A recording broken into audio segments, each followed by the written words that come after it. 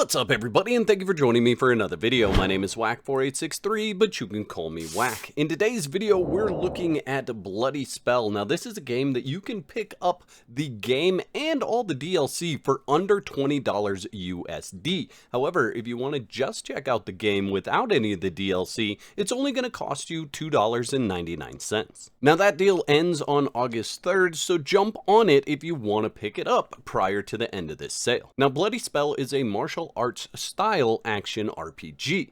The focus is fast-paced combat, weapon switching, and dark fantasy themes. You play as Yejin, a martial artist whose peaceful life with his sister, Lee, has been shattered when a sinister force called the Dark Legion attacks their sect. Lee is taken hostage, and Yejin must unleash the forbidden Bloodthirsty Spell, a power tied to demonic curses, to survive and save the world. The narrative follows his journey back into the chaotic world of war, betrayal, and superhuman threats. Now, if you read the description of this game, obviously it says you're playing as a male character. However, most of the skins that you'll find in the game are for female characters. I have a feeling that the game launched and they realized that the game couldn't stand on its own 2 feet if you played as a male character. So instead, they decided to add a bunch of skins to play as a female character and give you something just a little bit more tantalizing to look at to draw people in to play this game. Let's be real, half the players aren't here for combat. They're here because you can dress your characters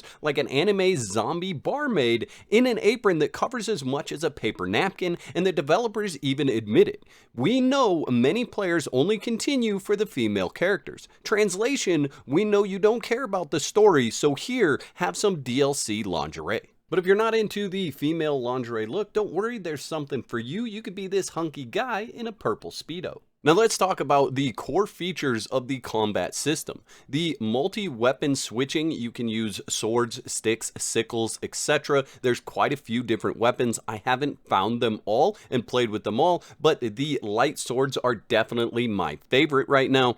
Each weapon offers unique skills, speed, power, and combos. I have noticed that the weapons, when you switch them, they can be quite beneficial in particular fights to switch to a different style of weapon so that you can cause stagger on larger enemies. The combat is fluid and satisfying. It does have a good feel to it, and it says that it's optimized for feedback and responsiveness. However, I don't really feel the feedback because I'm not playing with a controller.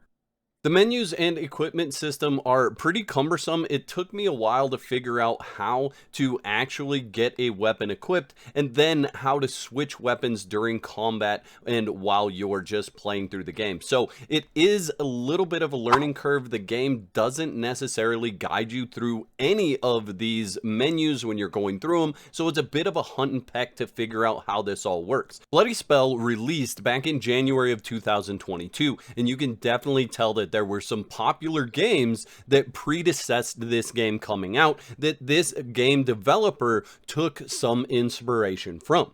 One of the games that actually felt familiar to some of the styles of things that are happening in this game was God of War. When you're opening chests, the items in that chest kind of explode out in green orbs or pink orbs, and that's going to fill your health bar, or it's going to fill your, I guess you could call it magic bar. It's the blood spell or bloodthirsty bar that it fills up. Depending on the difficulty that you're playing on, it almost feels like a roguelite game because you're only allowed to resurrect so many times in a certain area before you have to start over from a previous checkpoint. However, those checkpoints do come pretty often in the game, in all honesty, and if I had one thing to kind of gripe about with the game right off the bat, it's the fact that when you reach those checkpoints, you do encounter some lag. Even on a high-end system like mine, I did find that every time I came to a checkpoint, I would experience some stutter or just some general lag where it would slow the game down. Now you can play the game in different modes for difficulty. It has Paradise, Easy, Normal, Hard, and Hell mode. I played the game on Paradise and I played the game on Hard mode, and I'm showing both of those to you in this video.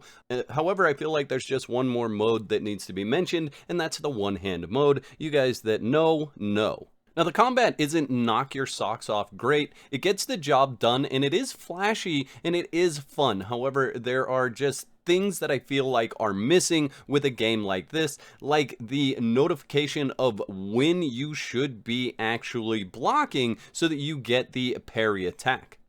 The other thing that will come across as pretty difficult is figuring out which buttons to use. You can see it says press the B key to fly the knife. However, that is actually R on your keyboard. So you have to kind of figure out what they're talking about, and in some instances it can take a while to figure out which keys are what on your keyboard versus which keys are what if you're playing it with controller. So just have that in your mind. If you decide to pick this up, you need to pay close attention, not only to what it tells you when it gives you the notes on the bottom of the screen, but also what it tells you on the left hand side of the screen. Like here it says hold down left trigger while moving. However, that's actually shift on the keyboard.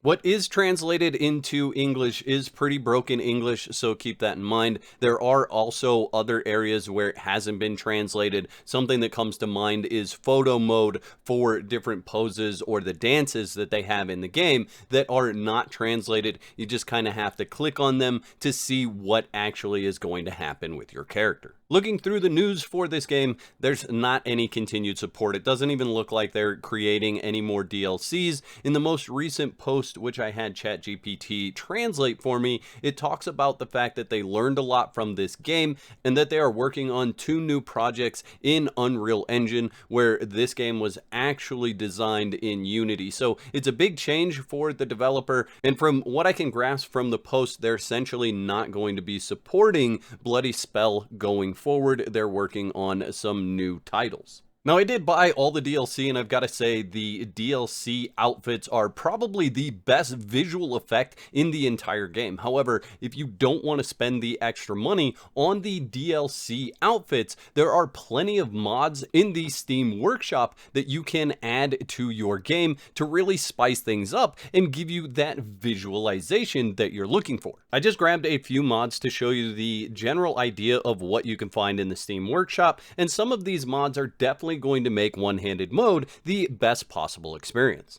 At the end of the day, I wouldn't say pick this game up for any singular piece of information that you've seen about it or any singular part of the game. The combat, like I said, it's just okay, it's not great, and the visuals are good, but they are dated. So you are going to be dealing with visuals from pre-2022, and that is definitely going to be a turnoff for some people, even though it is a very sexualized game. I mean, at the end of the day, it is that. From the female costumes all the way to the male costumes, that's kind of one of the big selling points for this game. The developer said they sold 3 million copies of the game, but they sold over 7 million copies of the DLC. So you could definitely tell where people that have purchased the game are looking to spend their funds. They want that really good looking character, that new skin or outfit. This is the type of game that I would use just as a fill-in when I'm in between my main games, or I've got a very short amount of time to game during the day. I might spin this up for a little bit of fun hack and slash, likely in a paradise mode, and really not take it that seriously, because I don't feel like you have to take this game that seriously. At the end of the day, I wouldn't say that this game is great. I would definitely say that the price tag is great, but I also wouldn't say that the game is garbage. It's just kind of in the middle there, and if you like this style of game, you enjoy kind of jumping in and just hacking stuff up while you look like an amazing character, this is a game that's fun to just kind of jump into, and right now, I feel like the price tag is right. I'd like to know in the comment section below, what do you think of Bloody Spell? If you enjoyed this video, don't forget to whack the like button on the way out, and I'll catch you in the next one. Big shout out to the Legends of Whack. You're the reason this grind never stops. No fear, no fault. If you want to become a Legend of Whack, click the join button below. And if you don't want to be out of whack, click the video on the screen right now to keep the grind going.